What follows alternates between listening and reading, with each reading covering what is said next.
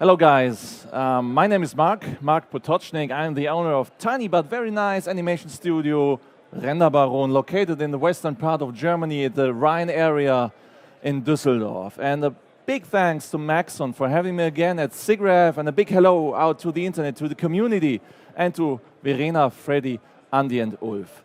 Okay, let's jump right into my talk, but first let's have a look at my studio. Renderbaron is a studio I founded back in the days in 2001. Me, myself, I'm a designer and a Maxon lead instructor, which means I write training stuff for Maxon, focused on shading, lighting and rendering. And my studio Renderbaron is focused on visualization, visual effects and TV commercials since 17 years now, located in Düsseldorf. Let's have a look at the most recent work with the showreel 2018. And then we jump right into the topic.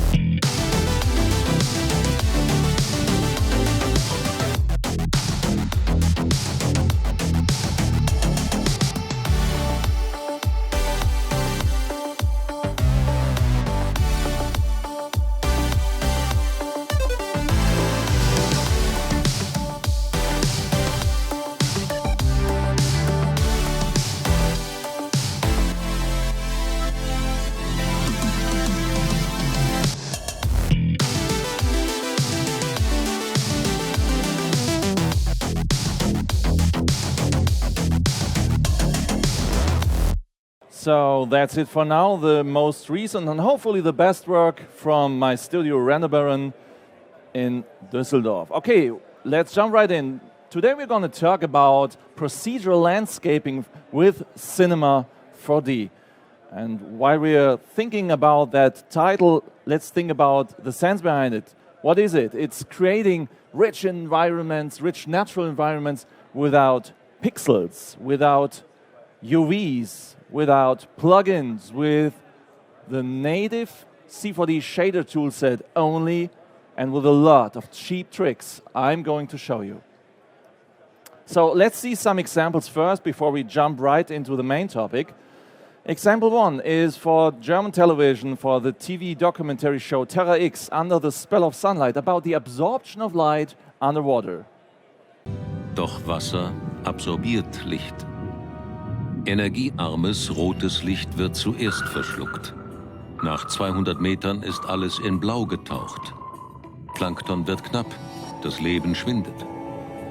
Ab einem Kilometer ist es ganz finster und unwirtlich.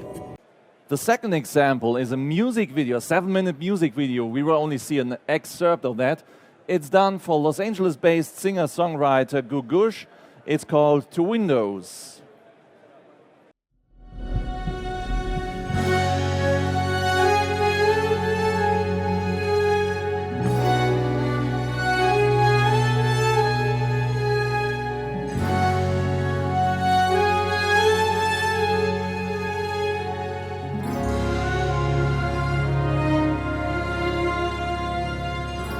So as you can see, this is the first full environment I created, ranging from a micro to a macro scale, ranging from stones and pebbles, cliffs, landscapes, canyons, to full planets and even stars. All of that is created procedurally in terms of modeling and shading. Third example, again for TV documentary Terra X, A Question of Time, about the principle of uranium lead dating.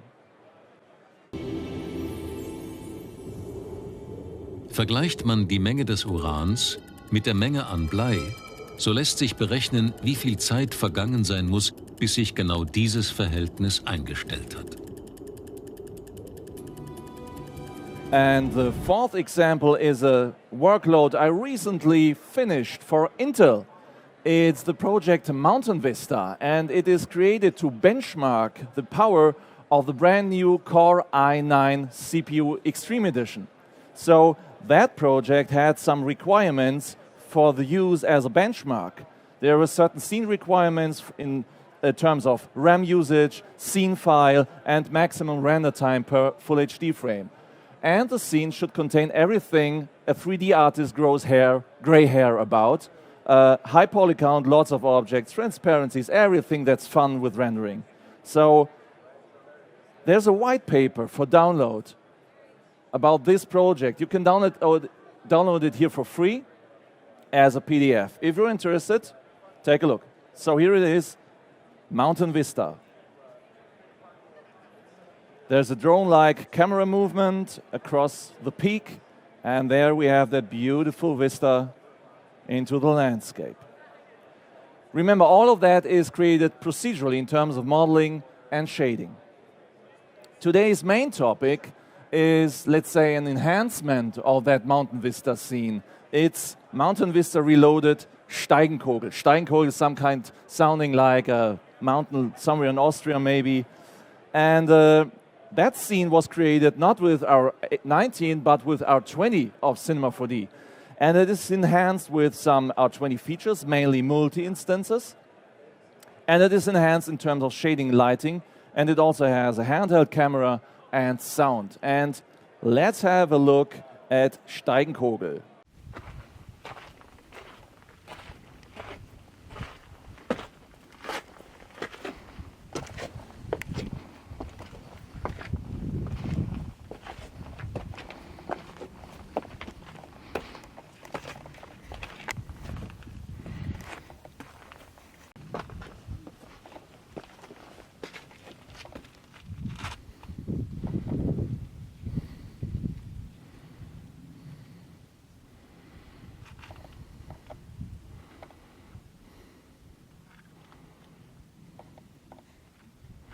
That's Mountain Vista Reloaded Steigenkogel. Okay, so how is this done? Let's jump right into the details, the deep of that topic. When you have a closer look at natural phenomena, just such as rock, waves, clouds, we discover certain structures, random-like structures, with different characteristics. And the guy, the pioneer, which brought this to computer graphics for the first time is Mr. Ken Perlin, which transferred these behaviors into the terms of computer graphics in 1982 for the Disney movie Tron. And if you have a closer look at that solid on the ground, you might get the idea it's broken up by a noise shader. So in Cinema 4D, we have noises since release 6. So back in the days, in 2000, they were on board with a plugin called BodyNut. That's a screenshot from Professional Magazine Digital Production from summer 2000. And as you can see, we have that drop-down menu here for noise shaders. So it's a pretty long story with noises and Cinema 4D. So let's have a live demo about the family of noises. Okay. In this scene, we have a bunch of stones, procedurally modeled and procedurally shaded. And let's just have a look at some of the ingredients here. We click in the color channel of one of these guys, and there's a layer shader going on. The layer shader is nothing but a container where you can stack and mix shaders, such as you would do it in Photoshop, with different transparencies, different layer modes, like overlay, multiply screen, just as you know it in Photoshop, and with certain effects that you can apply. Maybe colorize, as I did here, or maybe distort. You could just distort the whole thing. Okay, so let's have a look at the parameters of a noise. That noise shader comes with a gradient, and this gradient is the characteristic of the noise, the pattern. So here you have the color of the noise gradient, the seed from where it starts randomly, like pulling the Wheel of Fortune. And here you have your drop-down menu with all those fancy fantasy names, whatever, Naki, Noise, Nutius, whatever the guy was thinking about who created this. By the way, this is David Patrick Farmer, if I'm right. So, and here we have, with that small tiny triangle, we have a preview for all these noises. And below that, there are some very important parameters going on. The octaves. What are the octaves? Octaves are just, as in music, the iterations of frequency, in terms of noise, the iteration of calculation. So the more octaves, the more detail your noise has. And below that, there's the space in which your noise gets applied.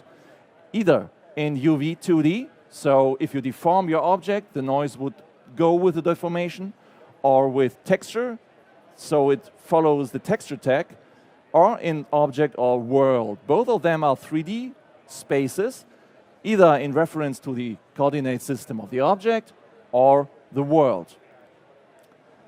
Below that, we have some, let's say, gradation parameters like clipping, brightness, contrast, and roughly that's it for noises. The thing is, how do I use them? There are so many of them. How do I get a system in it? And for that, we have to consider one thing. Noises are like a family, more or less like two families. They're based on Perlin or on Voronoi. And when you understand their relationships, their intertwining, then this helps us to systematically use noises. So here we have three of those relatives, brothers, cousins, whatever. The mother of all noises, Perlin, turbulence, and FPM. And when we have a closer look at the detail, you might see that turbulence is nothing else than a noise with further octaves, with further iterations of calculation. And FPM as well, in a more contrasty way maybe. So these might be brothers, and that's the cousin, obviously. It's the same with the smeared versions of them. VL noise, display turbulence, they all have a relationship between each other. And with the second family of noises, Voronoi, it's just the same. They not just look like they're relatives, they are relatives. So if you know that, it's much more easier for you to apply them where it makes sense.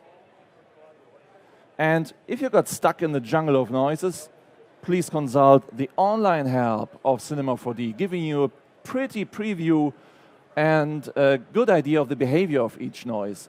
And while we're talking about that, please keep this guy in mind, the electric noise with its fish skin-like structure. Just keep it in mind for now. We will come back to that later. Okay, Steigenkogel, the animation I just showed you, is an environment that's ranging from microscale to macro scale, from stones to pebbles to a whole landscape. So let's begin with the first step, with the creation of stones and pebbles, covering all the ground, lying there over and over. And I will show you how they've been created. And we also have a look at some basics and, drum roll, node-based materials in Cinema 4D Release 20, brand new killer feature. Okay, Here we have these guys lying around, and I will just quickly show you how they're modeled. As a basis, I just used a sphere, squashed it unproportionally to some kind of ovaloid, and I subordinated the displacer deformer. And the displacer deformer can be found in the deformation menu of Cinema 4D, and it's capable to transfer grayscale information from shaders to a deformation. So I just walk right into the tab Shading, and there's a layer shader going on, containing 4 guys. The first guy is just a Perlin noise, just bumping the whole thing like a overblown potato, something like that. On top of that, there's a high contrasty Voronoi noise, punching it in a bit, and on top of that, another one, smaller, more contrasty, punching it a bit further. And as the cream of the crop, there's a color correction going on. It's just a colorize effect from that drop-down menu here, giving it a bit more contrasty behavior. So that's the modeling. Take a look at the shading. In the way of the classical material system, we have material aspects shown as channels. And in the color channel, we have, again, a layer shader with not much going on, just 4 guys again. Epoxy noise largely scaled with 3000%. This is perfect for lava-like, rock-like structures out of the box. On top of that, there's a colorize going on, another noise for a bit more detail, and on top, as cream of the crop, ambient occlusion. And ambient occlusion, in this case, has the invert direction active, which means it samples the inside of the volume, the inside of the geometry, creating a worn edge shader. Okay, that's nothing too complex. In terms of the classical material system we have, just 4 guys stacked over each other, that's it. When we create node material, like so, and double-click on it, then we have this node editor. That's brand new to R20. And inside the node editor, we find that node editor window where we can navigate and connect nodes with each other. We have an attribute manager on the right side, giving us information for each node that we click on. We have that wires, which connect nodes with each other. Here we go. And on the left side, we have the list of the used nodes. And that's the navigator through the jungle of nodes. It's the assets window. Let's have a look at the stone material. So here we have exactly the same stone material as we had here in the classical system, transferred into the terms of node-based materials. So we have a noise being colorized and plugged into a layer shader, a layer node. And inside this layer node, there's another noise stacked above, and ambient occlusion with invert direction stacked on top of that. So the logic behind all this is just the same. It's just, let's say, the language you express your logic with. Just one thing, when you're working with a mixed environment, such as here, with a classical material and beside that a node material, there's one parameter you won't miss. This is very important. If you go to the project settings with Command D, there's this tiny little checkbox, use color channel for node materials. And this is normally unchecked, which means you create a PBR behavior for your albedo, a physically based reflection, a rendering behavior. So if you want to avoid that, then check this box and you get just a normal color channel behavior for your node material. Okay, these are it's a really brief introduction to nodes. Here we go. So let's move on with the modeling of that whole mountain scene and see some usual suspects. It's again about systematics with noise shaders, how to use them depending on the purpose you want to use them. So when you're doing landscaping things, you might get the idea that there's a certain principle to it. Big structures you create with a displacer on a high-res geometry, number one. We will have a live demo on that right now. Medium structures are created with bump channel or normal channel, so you don't waste an infinite amount of geometry. And for albedo and small structures, you use the color channel and the reflectance channel. So let's have a live demo of the usual suspects, and let's model a mountain real quick. I prepared some best practice examples for you guys. We have some, let's say, case studies here. So for stones, you might want to go with these usual suspects: Hammer, Booyah, and Dance. These are fancy names for Voronoi-based noises. And when we have a look at Hammer, for an example, this is creating some kind of spaghetti-like structure. And if you crank up the low clip, you get some triangular, quadrangular structures translated into a displaced deformer looking like stones or cobblestones or pebbles. And it's the same with Booyah, Booyah and Dance. So Dance are a bit more rounded, perfect for pebbles. Okay, if you want to go with rock structures, then another Voronoi noise is your friend. It's Voronoi 3. Voronoi 3 is perfect for creating, let's say, crystalline-like blocky structures, but that looks pretty, let's say, artificial. You want to distort that, maybe, to create something like that. How do you do that? Just go ahead inside that setup. There's a displaced deformer, and there's a distorter shader coming from the shader menu, Effects, Distorter. There it is. And inside the distorter shader, there's our friend Voronoi being distorted by his friend Blistered Turbulence. And this is just creating a very, let's say, parcel-like or maybe cracks-like look, like dried ground or damaged ground maybe. And this is looking quite complex, but it's really simple to create. And if you want to go with rocks, check out the Naki noise, because out of the box, Naki is perfect for rock structures. And if you layer both of them unproportionally stretched in both directions, like so, you get something like rock layers, rock columns maybe. Can mix them like you want. And that's it for rock. So let's have a look at usual suspects for landscapes. Out of the box, 3 noises are perfect for large-scale landscape structures. We have Luca. Luca is out of the box just beautiful for creating landscape. You have to use it at a very large scale. Let's see what we have here.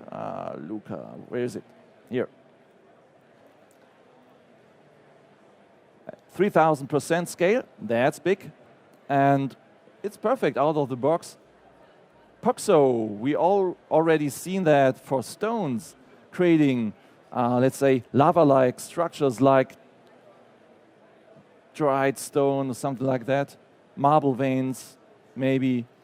And on the right side, we have Nutuus. And Nutuus is creating these string-like, spaghetti-like structures, which could look, with a little fantasy, like a riverbed, maybe. And of course, you can layer these guys. Here we have Luca and Nutuus layered. And on the right side, we have an example that looks like a crater landscape. When I render that, you see the grayscale map for that. And how's that done? It's very simple. We have the displacer here. Inside the displacer, there's a layer shader. And inside the layer shader, there's Luca, usual suspect, and on top of that, a Voronoi noise, making some bubbly bumps. I color correct that with a colorizer, and I punch it in with an inverted version of that very Voronoi noise, and on top there's a distortion, and that's it. That's looking complex, but it isn't at all. Okay, so let's use this knowledge for modeling a mountain. I have a plane here, a high-res geometry, a displacer subordinated, and we have some shading going on here. Let's go to the core. As a basis, we have a Voronoi shader again for creating that large-scale crystal-like structure. On top, overlaid with a multiply mode, another Voronoi, and some Naki. And that's not looking too bad for the moment, but what distracts me are those straight lines. We have to break them up somehow. And there comes electric noise into the game.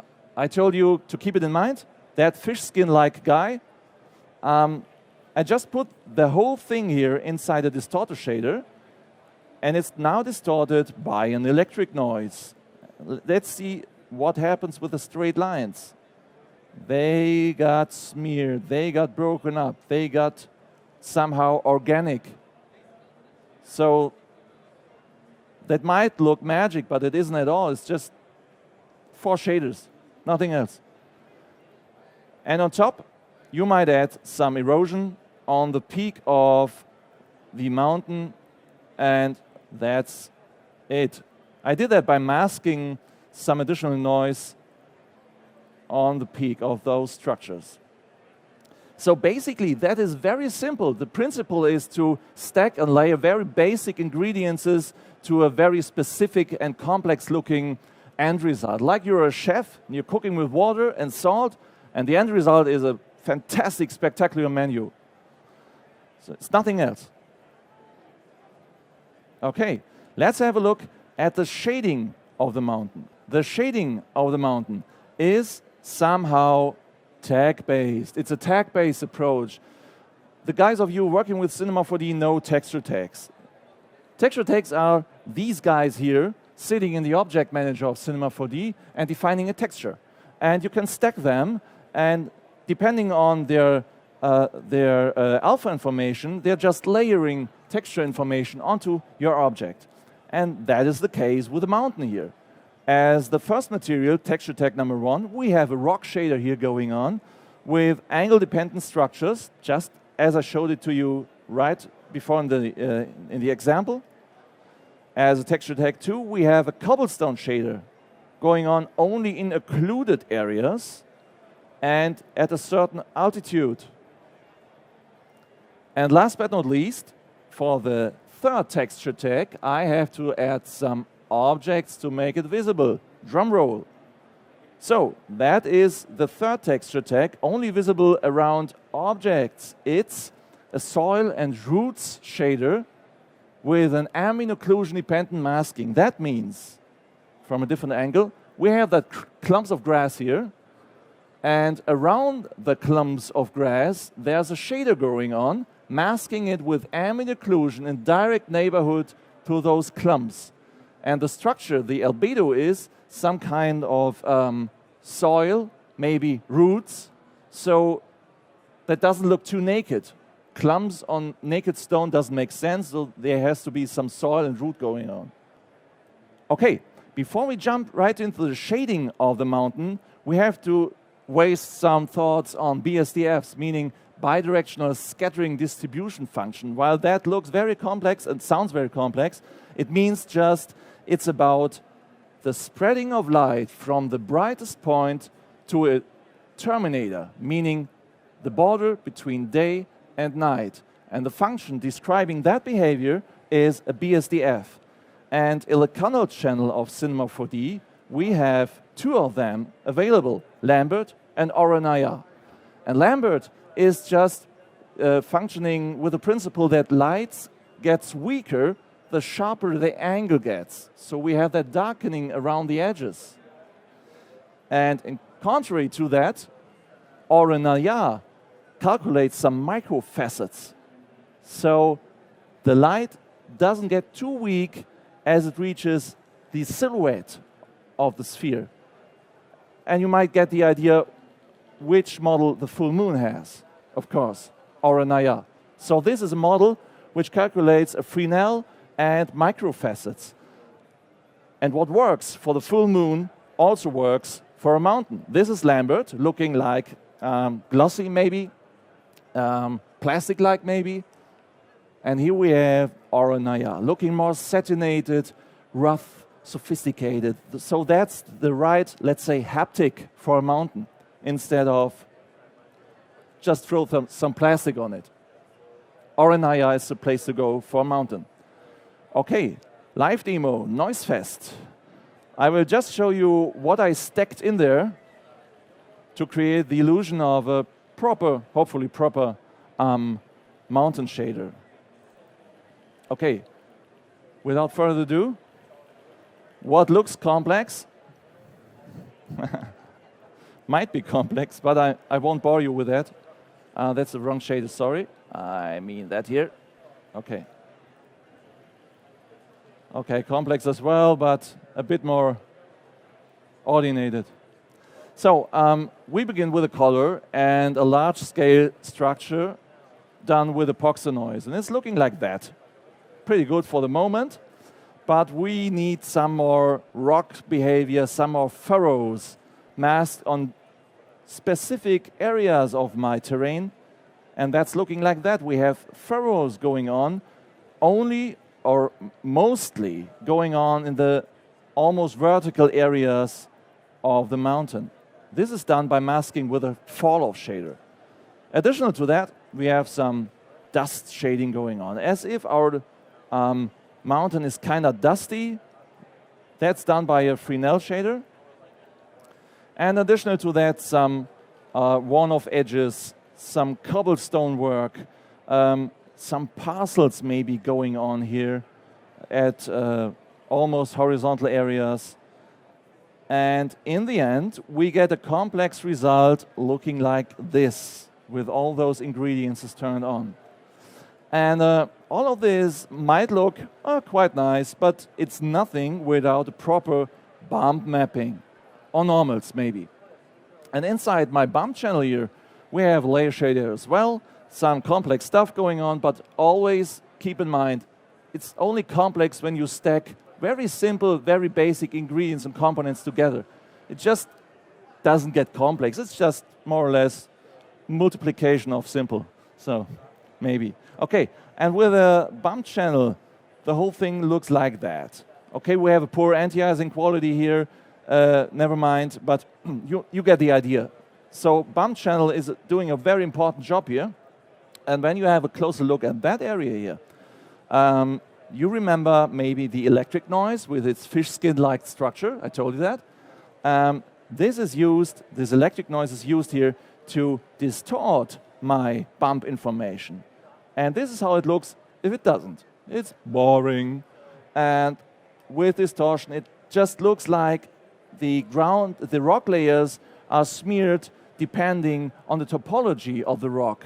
So it's a much more natural appearance, just by distorting my bump information with an electric noise. Okay, let's go ahead. Now we come to, let's say, we enter the relaxation mode. After complex stuff, we will see now something that looks complex but is ridiculously simple. It's all the landscape stuff going on in the background here. What looks complex, like we have riverbeds here, we have that kind of beach maybe, hills, mountains going on.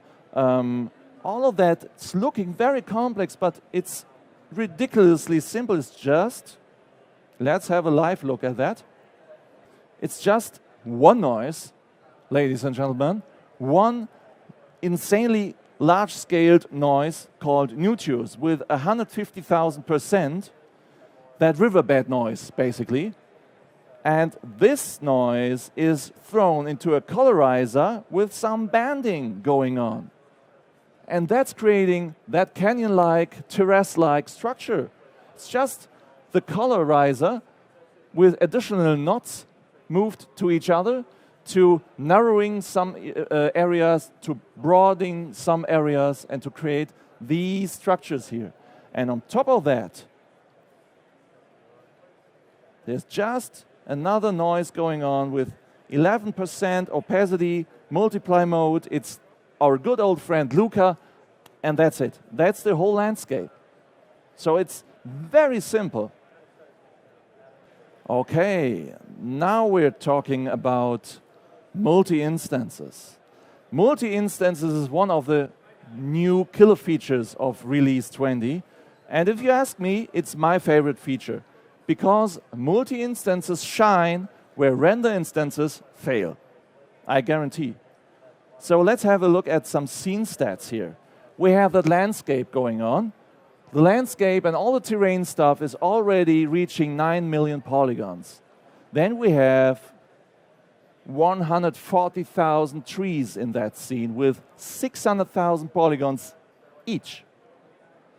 And another stuff like trees in the foreground, houses, grass, flowers, plants, blah, blah, blah, and so on. We reach, in the end, 90,793,899 polygons. And that's insane. You couldn't do that with previous releases of Cinema 4D. It's just the sheer amount of polygons here that really, where multi-instances really shine. So let's compare multi-instance to previous versions of instancing in Cinema 4D.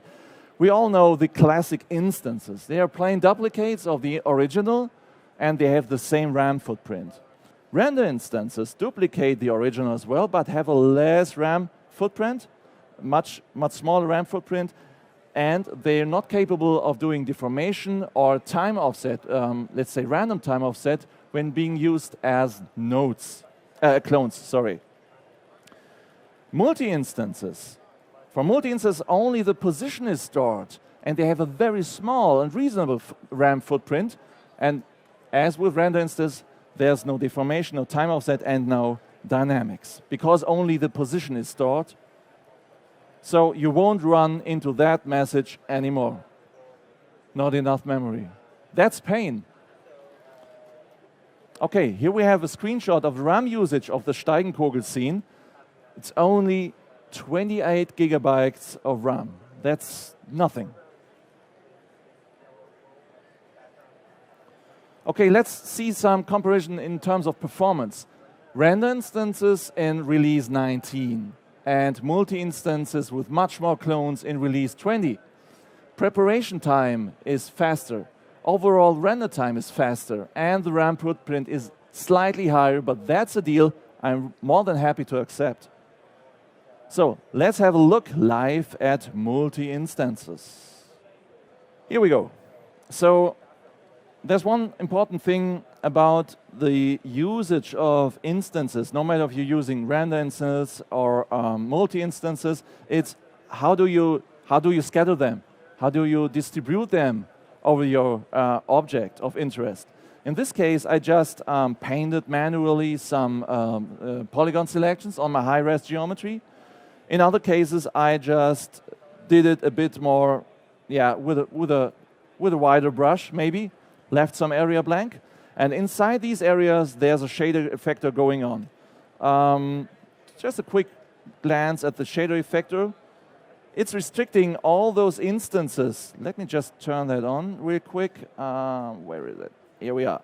The trees in the landscape. Just a second. Remember 140,000 objects. There we are. So all those trees are masked to a certain altitude by a 3D gradient. And on top of that, there's a noise going on. And this noise is multiplied. And when you have a closer look at that noise, just looking like fields maybe, agricultural fields from the plane, seen from a plane maybe.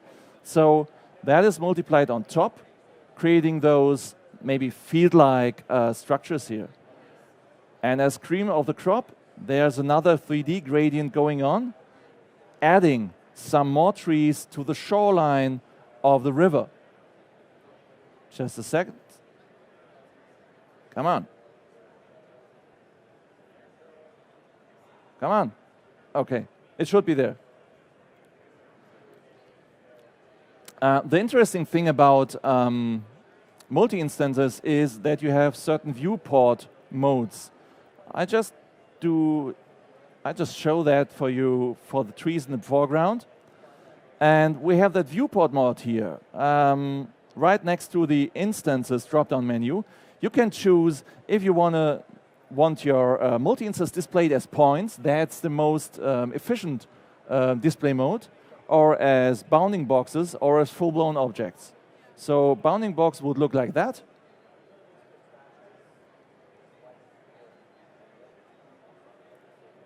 Okay, you got it.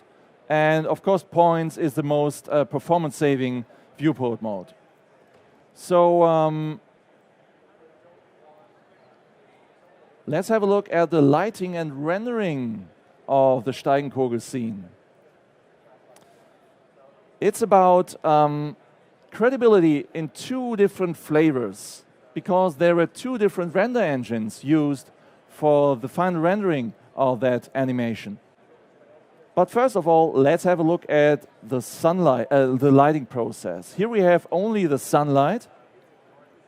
It's an infinite light with area shadows, and all those dark areas here have something going on, like self-illumination maybe.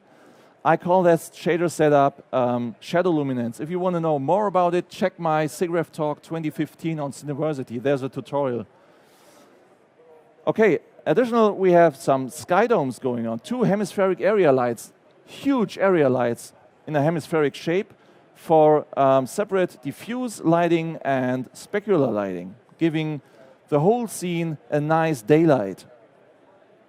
And last but not least, 10 manually placed area lights with area shadows, so-called bounce lights, to create the illusion of indirect light. Means there's local illumination only. No global illumination. That gives you a good sleep while rendering, because there are no artifacts, no flickering, it's quite fast. And it does its job. So, for the choice of weapons, physical render or standard render, there's some considerations to be made. Here we have a render frame with plants on the ground, relying on alpha map information, relying on transparency. And transparency, casting area shadows, is always a bad choice. Sometimes you can go around, but if you can, please avoid that, because it's really slowing down the render process. Check that without alpha maps. Okay, looking silly, I know that, but render time is cut into half. And I've got a point there, I guess. So, compared to standard renderer, ground plans with alpha maps, the render time is much lower. And 166 minutes for a frame is just ridiculous. So standard render for the foreground is a no-go in that case. I chose physical render for the foreground, because we have smooth yet detailed results, and it's faster than the standard render at the cost of a higher RAM footprint, but that's a deal I'm happy to accept. It's perfect for the foreground. So let's have a look, by the way, at the different looks of the internal render engines in Cinema 4D. This is the standard renderer. And to my mind, all those procedural things going on here are over-sharpened and too crisp. They're looking artificial. And the physical render has a much more natural look and a much more high quality in terms of anti-aliasing. So that is the choice for the ascending that hill and for the foreground. Different looks and different speeds of render engines. So what do I do about the background? All those stuff with the trees, 140,000 trees in the background. Physical render didn't even start to render, because it tried to put all of those geometry into the RAM, and that took forever. After 30 minutes, I aborted that. So, which render engine could solve the problem? It's easy. For the background, I used the standard renderer. Immediately it started to render the scene after maybe 15 seconds, and speed and quality are perfect for large-scale environments like these. For the foreground, I chose physical render, because there's speed and quality for procedural structures, a high quality anti-aliasing, and a good speed and rendering for sample-based stuff. So the overall outcome is a combination of both, like this.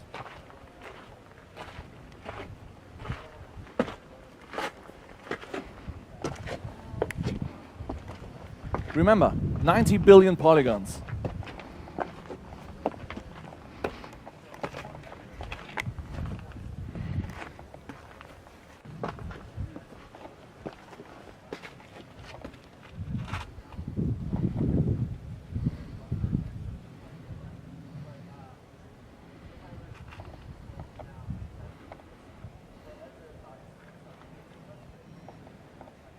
Okay, I guess we took a ride through the valley of noises now.